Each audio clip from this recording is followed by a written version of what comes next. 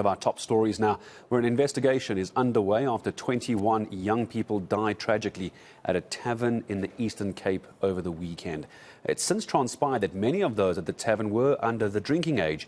The incident happening in the early hours of Sunday morning, also indicating potential non-compliance with permitted trading hours. Well, let's get the thoughts then of Lucky Ntimane from the National Liquor Traders Council. Lucky, good morning to you. Good to have you on eNCA. Help me understand, what would your involvement be here? What is the understood breaking of laws? Thank you so much for the opportunity. Let me just first state that, we are saddened by the events that unfolded in East London at the tavern that clearly was contravening its own regulations as pertaining to liquor license regulations as governed by the Eastern Cape Liquor Board. Our initial reaction is that this tavern should be closed. It does not deserve to have a liquor license, and we know that there were underage people in that establishment, the youngest being a 13-year-old, and it is unbelievable that we will talk about a 13-year-old in a tavern in the same sentence. It means this outlet owner was putting profits before the lives of people in community or even society. This should not have happened. These deaths, all of them, were preventable, but it wasn't to be because the owner decided to put the profits before the lives of people. What action is the Traders Council going to take against this particular tavern owner? We have spoken to the Minister of Police, General Begitele. We've spoken to the National Commissioner of Police, General Fanima Simola, that the investigation need to be stirred up. We do not want to speculate. Suffice to say that the law must take its course. But for us and our call to the Eastern Cape Liquor Authority, which is the body competent to deal with this matter in terms of revoking the license, that they need to make sure that this outlet owner does not operate any liquor business in his entire life.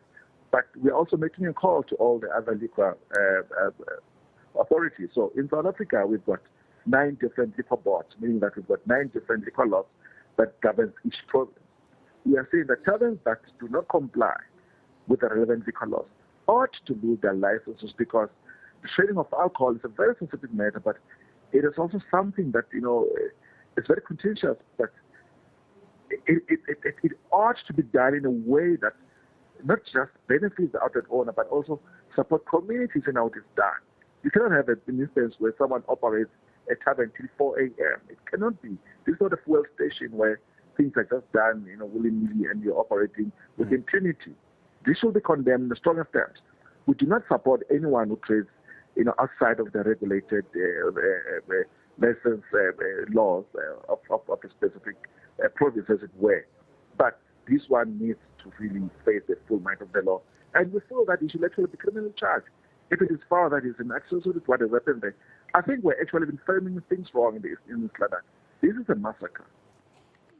It is a massacre, and I want to ask, in some way, shape or form, Lucky, to try and avoid this going forward. This might not necessarily be a question for liquor traders. They should be aware of the rules, but perhaps for patrons and customers. Just take me through the basic rules that apply as far as the Liquor Traders Board is concerned. What are the trading hours? What is the minimum age? Just give me some of the examples that someone watching might not be aware of, but they probably should be. What are they?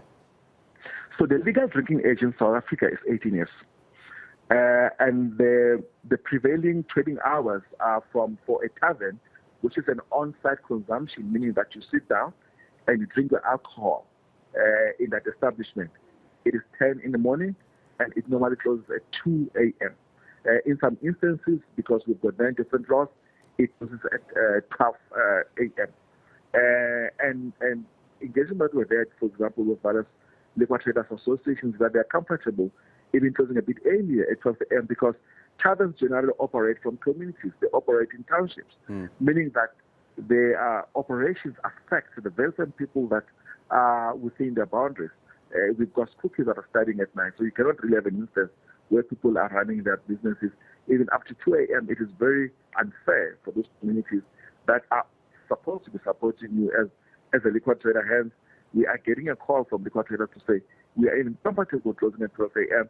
And I think the lockdowns or even the restrictions that we had to undergo, where we had to be permitted to sell till 5 a.m., showed us that we are able to even succeed and run our business in a successful way, even when we close at 12 a.m. Lucky, very quickly, let me just ask you this question before I say goodbye to you.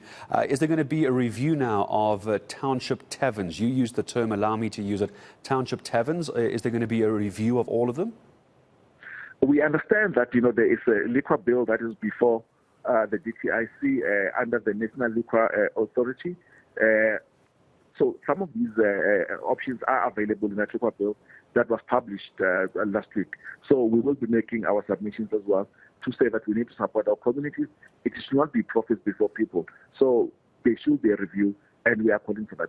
And you use the words, and I think you're quite right. This is a massacre, is the way to describe this. I appreciate your time. Lucky Ntimane, always willing to talk to us so early in the morning from the National Liquor Traders Council off the back of 21 deaths, 21 teenagers to be more exact, and underage children inside this tavern. They're resulting in 21 deaths. From 10 a.m. to 2 a.m. is the rules for taverns. So we appreciate the time from Lucky Ntimane. Well,